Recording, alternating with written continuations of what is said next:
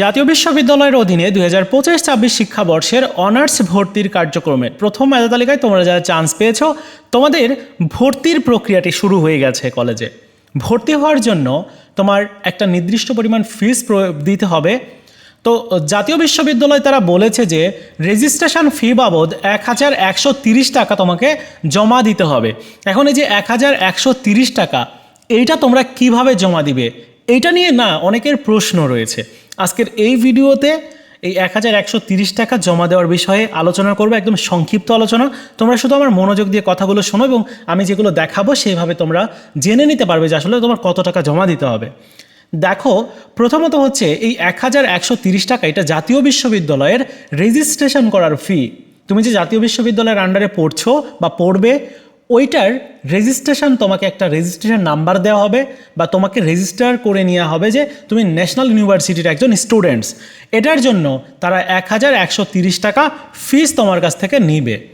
এটা তোমাকে বাধ্যতামূলক জমা দিতে হবে। এটা কি তোমাকে আলাদাভাবে জমা দিতে হয় নাকি ভর্তি হওয়ার জন্য কিন্তু একটা নির্দিষ্ট ফিজ আছে? এখন অনেকে প্রশ্ন হচ্ছে যে ভাইয়া 1130 টাকা তো বুঝলাম, কিন্তু এটা আমি জমা দিব কিভাবে, কার কাছে জমা দিব আমি?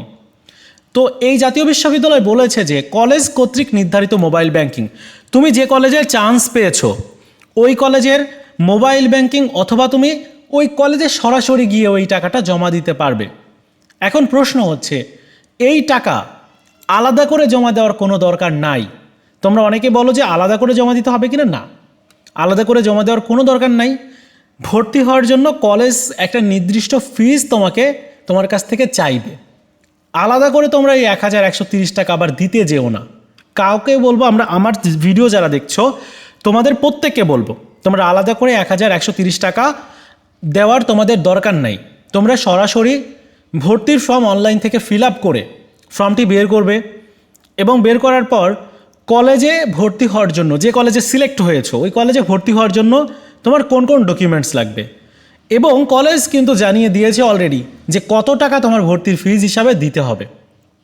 তো এইটা জানতে হবে কিভাবে, যে কত টাকা তা চাচ্ছে তারা। তো আমি তোমাদেরকে প্রসেসটা দেখিয়ে দিচ্ছি। তোমরা গুগলে চলে আসবে, মোবাইল অথবা কম্পিউটার সেম প্রসেস। গুগলে আসার পর এখানে সার্চ বারে সার্চ করবে হচ্ছে তোমার কলেজের নাম লিখে, যেমন আমি এখানে রাজেন্দ্র কলেজ ফরিদপুর এটা লিখে যদি সার্চ করি তাহলে তাদের ওয়েবসাইটটা কিন্তু চলে আসবে প্রথমেই, দেখতে পাচ্ছ। এখন আমি এখান থেকে তাদের ওয়েবসাইটে প্রবেশ করব এবং ওয়েবসাইটে প্রবেশ করার পর তাদের যেখানে নোটিশ পাবলিশ করে, এই যে লেটেস্ট নোটিশ তোমরা দেখতে পাচ্ছ, এখানে তারা 2025-26 শিক্ষাবর্ষের ভর্তি বিজ্ঞপ্তি দিয়েছে। অলরেডি কিন্তু দিয়েছে, তারা 4 তারিখে দিয়েছে মে মাসের। যাই হোক, এখানে তারা বলছে যে ভর্তি হওয়ার জন্য ডেট দিয়েছে 5 তারিখ থেকে শুরু ভর্তি, 17 তারিখ পর্যন্ত তোমরা ভর্তি হতে পারবে।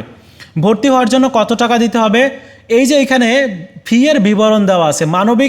মানবিকে যারা ভর্তি হবে বিভিন্ন সাবজেক্ট, তাদের মোট টাকা দিতে হবে হচ্ছে 5555 টাকা। ব্যবসায়ী শিক্ষা শাখায় যারা আছে তাদের 5615 টাকা। রসায়ন এবং ভূগোল সাবজেক্টে যারা চান্স পেয়েছে তাদের কিন্তু 6340 টাকা দিতে হবে। পদার্থবিদ্যা, উদ্ভিদবিদ্যা, প্রাণীবিদ্যা এগুলোতে যারা সুযোগ পেয়েছে তাদের 6280 টাকা। গণিতে যারা সুযোগ পেয়েছে তাদের 6310 টাকা। ভর্তি হওয়ার জন্য কী কী লাগবে, এই যে ভর্তির ফর্ম লাগবে, টাকা জমা দেওয়ার স্লিপ লাগবে, প্রাথমিক আবেদন ফি, এইভাবে কিন্তু এখানে জানিয়ে দেওয়া হয়েছে যে কী কী লাগবে। সেমভাবে যদি তুমি অন্য একটা কলেজের ওয়েবসাইটে যাও, যেমন যদি তুমি পিসি কলেজে যাও, পিসি কলেজের ওয়েবসাইট আছে, পিসি কলেজ লিখে আমি সার্চ করলেই সরকারি প্রফুল্লচন্দ্র কলেজ বাগেরহাট। সো সরকারি প্রফুল্লচন্দ্র কলেজের ওয়েবসাইটে আসলে এখানে তারা কিন্তু নোটিশ দিয়ে দিয়েছে 5 তারিখে, মানে 5 মে, গতকালকে দিয়েছে। আমরা যদি এখানে নোটিশটা দেখতে চাই তাহলে এই যে তারা নোটিশটা দিয়েছে, এখন আমি ছোট্ট করে যে দেখাবো যে কত টাকা লাগবে। এখানে দেখো যে অনেক টাকা কিন্তু ফিজ হিসাবে তোমাদেরকে দিতে হবে। এখানে টাকাটা অঙ্কটা দেওয়া আছে, পাশাপাশি ভর্তি হওয়ার জন্য কি কি লাগবে দেওয়া আছে, বুঝতে পেরেছো? এখন বলতে পারো যে ভাইয়া তাহলে মূল কথা হচ্ছে যে আমাদের নোটিশটা দেখতে হবে। নোটিশ দেখে আমরা মোটামুটি বুঝতে পারলাম যে আমার এই পরিমাণ টাকা বা ভর্তির ফি দিতে হবে। তাহলে এই ফিটা আমি কিভাবে দিব? এই ফি দেওয়ার কিন্তু নিয়ম তারাও এখানে ধাপে ধাপে দেখিয়ে দিয়েছে। আমি প্রত্যেককে অনুরোধ করে বলবো যে তোমরা বেসরকারি কলেজে কিন্তু আরও অনেক বেশি ফিজ তোমাকে এবার দিতে হবে। সরকারি কলেজগুলো, বেসরকারি কলেজগুলো সবগুলোতেই কিন্তু একই প্রসেসে ভর্তি হতে হয়।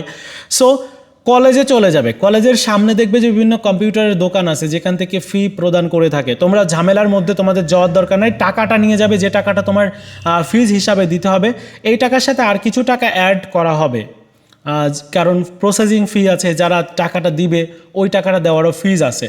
সো তোমাদের দরকার নেই, কিচ্ছু করার দরকার নেই, জাস্ট তোমরা অ্যাডমিশন ফর্ম, তারপরে যে ভর্তি হওয়ার জন্য কী কী ডকুমেন্টস লাগবে এগুলো নিয়ে কলেজে চলে যাবে, এবং কলেজের সামনে দেখবে যে বিভিন্ন কম্পিউটার দোকান আছে, ওইখান থেকে তোমার কাজগুলো করিয়ে নিতে পারো। এটা সব থেকে সহজ হবে। তোমরা যারা চাও যে অনলাইন থেকে আমি দিব, অনলাইন থেকে সব কলেজে কিন্তু দেওয়া যায় না। আমি তোমাদেরকে দেখাচ্ছি। সোনালী ওয়েব পেমেন্টসে গেলে এখানে তাদের প্রথম যে একটা ওয়েবসাইট চলে আসছে, এখানে ক্লিক করব। এরপর দেখতে পাচ্ছ যে এখানে ন্যাশনাল ইউনিভার্সিটিস ফিস কি দেওয়া যায়। সো এখান থেকে ন্যাশনাল ইউনিভার্সিটিস ফিসটা উঠিয়ে নেওয়া হয়েছে, হয়তো তাদের সাথে বনিবনা হচ্ছে না, যে কোনো কারণেই হোক। সো এখানে নেই, থাকলে দেখিয়ে দিতাম যে এখান থেকে কীভাবে ফি দেওয়া যায়। সো তোমাদেরকে কলেজে গিয়ে এই ফিগুলো প্রদান করতে হবে। আমি আবারও বলছি, আর একটা বিষয় সেটি হচ্ছে যে তোমাদের এই যে ভর্তির ফিজ, এই ফিজের যে রেজিস্ট্রেশন ফি, এইটা কিন্তু আলাদা করে জমা দিতে হবে না। এটা আলাদা করে জমা দিলে তুমি বাড়তি টাকা হিসাবে তোমাকে তখন কলেজে, বিভিন্ন সব বেসরকারি কলেজ রয়েছে যারা তোমাকে বাড়তি ওই টাকাটাও নিয়ে নেবে। দরকার নেই, তুমি একটা নির্দিষ্ট ফিস কলেজের কাছে জানতে চাও যে আসলে ভর্তি হওয়ার জন্য কত টাকা লাগবে, সেই অনুযায়ী ফিস প্রদান করে করো। ওকে, তো বন্ধুরা, এই ছিল আজকের মতো ভিডিও। দেখা হচ্ছে নতুন ভিডিওতে। ভালো থেকো সবাই, ধন্যবাদ।